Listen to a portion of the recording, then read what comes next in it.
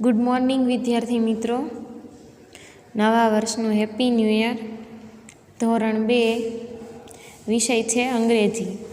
આગળ આપણે પ્રાણીઓના અને પક્ષીઓના નામ, તેમના અવાજો એના વિશે શીખ્યા.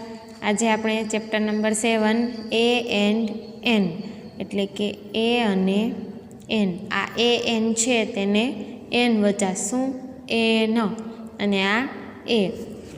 જુઓ, અંગ્રેજી ભાષામાં એ અને એન બે આર્ટિકલ છે. શું છે?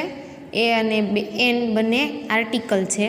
અંગ્રેજી મૂળાક્ષરોમાં એ, ઈ, આઈ, ઓ અને યુ આ 5 સ્વર છે. સ્વર એટલે ઇંગ્લિશમાં શું કહેવાય? વોવલ્સ કહેવાય. શું? વોવલ્સ. એ, ઈ, આઈ, ઓ અને યુ આ 5 જે આપણો એ ટુ ઝેડ છે તેમાંથી જે આ 5 મૂળાક્ષર છે તેને સ્વર કહેવાય. શું? સ્વર.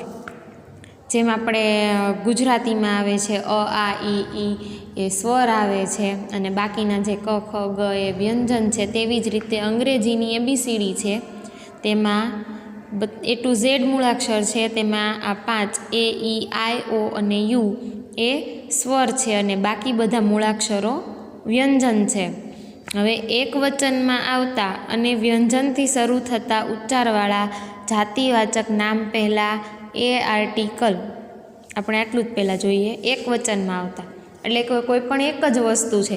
જેમ કે આ એક પેન્સિલ છે, એક બેન્ચ છે, એક બોર્ડ છે, એક ચોપડી છે. જાતિવાચક નામ કે એ વસ્તુનો જે સમૂહ હોય, એની અલગ જ એક જાતિ હોય, એવી વસ્તુને જાતિવાચક કહે. જાતિવાચક નામ એટલે કે આ બધી જે મેં તમને વસ્તુ બતાવી, પેન, પેન્સિલ, બોર્ડ, બેન્ચ, એક કરતાં વધારે છે અને એનું નામ છે તે જાતિવાચક. અને એ એક વસ્તુ જ હોય તો જ તેની પહેલાં આર્ટિકલ એ આવશે. જો એ 2 બુક હશે, 2 બુક અથવા 2 પેન્સિલ હશે આવી, તો એની આગળ એ આર્ટિકલ આવશે નહીં. જો એ એકલી જ હશે તો એની આગળ એ આર્ટિકલ આવશે. અને સ્વરથી શરૂ થતા ઉચ્ચારવાળા જાતિવાચક નામ પહેલાં એન આર્ટિકલ મુકાય છે. આ ઉપર આપણે જોયું વ્યંજનથી શરૂ થતા એ, ઈ, આઈ, ઓ, યુ સિવાયના જે મૂળાક્ષરોથી નામ શરૂ થશે અને એ એક વચન હશે તો એમાં એ આર્ટિકલ આવશે. અને એ, ઈ, આઈ, ઓ, યુ આનાથી જો કોઈ સ્પેલિંગ શરૂ થતો હોય અને એ એક વચનમાં હશે તો એની આગળ આર્ટિકલ એન આવશે. જેમ કે એ ફોર એપલ, APPLE એથી સ્પેલિંગ શરૂ થયો તો એની આગળ શું આવશે? એમ બોલાશે એન એપલ. એપલ એમ નહીં બોલાય, એન એપલ. પેન્સિલ, પેન્સિલનો સ્પેલિંગ ક્યાંથી શરૂ થશે? પીથી. તો શું આવશે આગળ? એ, અ પેન્સિલ. શું આવશે? A pencil. ફરીવાર ધ્યાન આપો, એ, ઈ, આઈ, ઓ અને યુ આ 5 સ્વર છે એટલે કે વોવલ્સ છે. તેનાથી જો કોઈ સ્પેલિંગ શરૂ થતો હોય આ 5 મૂળાક્ષરોથી અને એક વચનમાં હોય તો એની આગળ આર્ટિકલ એન આવશે. અને આની સિવાયના મૂળાક્ષરોથી સ્પેલિંગ શરૂ થતો હોય અને તે એક વચન હોય તો તેની આગળ આર્ટિકલ એ આવશે. હવે આપણે અહીંયા ઉદાહરણ જોઈએ. એક બોલ છે, સ્પેલિંગ ક્યાંથી શરૂ થાય છે? બીથી. તો આગળ શું આવ્યું? અ બોલ. શું આવશે? અ બોલ. ત્યારબાદ હેન છે, એચથી શરૂ થાય છે, સ્વર નથી તો અ હેન. ત્યારબાદ પેન તો અ પેન. ડક, ડી છે, સ્વર નથી તો અ ડક.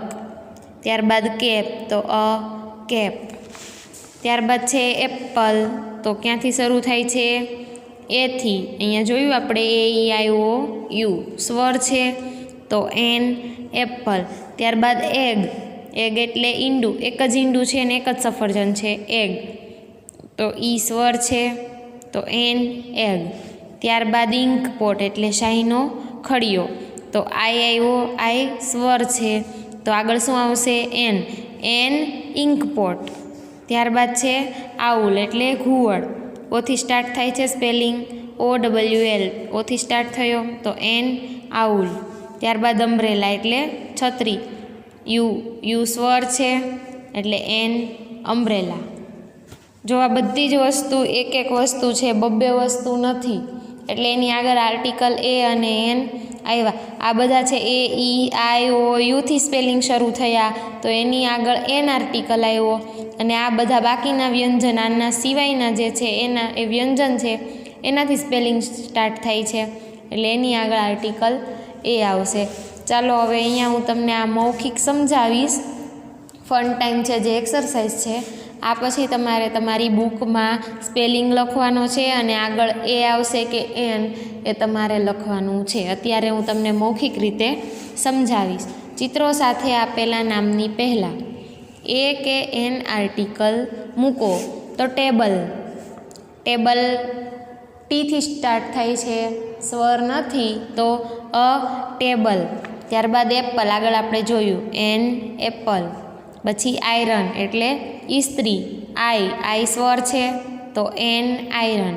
ત્યારબાદ ગ્લાસ એટલે પ્યાલો, જી સ્વર નથી વ્યંજન છે તો શું આવશે અ ગ્લાસ. ત્યારબાદ આઉલ, ઓ સ્વર છે તો એન આઉલ. ત્યારબાદ કાર, સી વ્યંજન છે તો અ કાર. ત્યારબાદ ઓનિયન, ઓનિયન એટલે ડુંગળી, ઓ સ્વર છે એટલે એન ઓનિયન. ત્યારબાદ હેટ, હેટ એટલે ટોપી, એચ વ્યંજન છે એટલે અ હેટ. ત્યારબાદ આઈસ્ક્રીમ, આઈસ્ક્રીમનો આઈ સ્વર છે એટલે એન આઈસ્ક્રીમ. ત્યારબાદ કેટ, સી વ્યંજન છે તો અ કેટ. ત્યારબાદ એરોપ્લેન, એરોપ્લેન એટલે વિમાન, એ સ્વર છે એટલે આર્ટિકલ એન એરોપ્લેન. ત્યારબાદ છે શીપ, શીપ એટલે જહાજ, તો એસ વ્યંજન છે એટલે અ શીપ. ત્યારબાદ એક્સ એટલે કુહાડી, તો એ સ્વર છે તો આર્ટિકલ એન એક્સ. ત્યારબાદ બ્રશ, ટૂથબ્રશ છે તો બી વ્યંજન છે તો અ બ્રશ. એલિફન્ટ, એલિફન્ટ એટલે હાથી, ઈ સ્વર છે એટલે એન એલિફન્ટ. ત્યારબાદ ઓરેન્જ, ઓ સ્વર છે એટલે એન ઓરેન્જ. ત્યારબાદ એરો, એરો એટલે તીર, એ સ્વર છે એટલે એન એરો. ત્યારબાદ એન્જિન, ગાડીનું એન્જિન, તો ઈ સ્વર છે એટલે શું આવશે એન એન્જિન. ત્યારબાદ પર્સ, પી વ્યંજન છે તો અ પર્સ.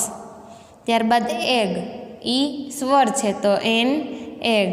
ત્યારબાદ પીકોક, પીકોક એટલે મોર, તો પી વ્યંજન છે એટલે અ પીકોક. ત્યારબાદ ઈગલ, ઈગલ એટલે ગરુડ, ઈ વ્યંજન સ્વર છે ઈ એટલે એન ઈગલ.